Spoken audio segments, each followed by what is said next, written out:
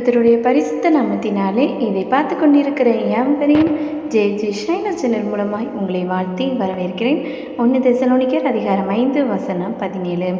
இடைவிடாமல் ஜெபம் பண்ணுங்கள், சோதனைக்குள் சிக்கிக் கொள்ளாதபடிக்கு நம்மை தப்புவித்து காப்பது ஜெபமே. ஜெபம் வெறும் வார்த்தையாய் இல்லாமல் இருதயத்தின் ஏக்கமாய் இருக்க வேண்டும். ஜெபம் இல்லாமல் நாம் செய்யும் எந்த ஒரு காரியமும் வெற்றியை தராது. சாத்தானை ஓட வைக்கும் வல்லமையுடையது ஜெபமே. பாவத்திலிருந்து நம்மை தப்புவிக்கும் மிகப்பெரிய ஆயுதம் ஜெபமே. ஜெபமே ஜெயம். இடைவிட நன்றி உமக்குத்தானே, இணையில்லா தேவன் உமக்குத்தானே. இடைவிட நன்றி உமக்குத்தானே, இணையில்லா தேவன் உமக்குத்தானே.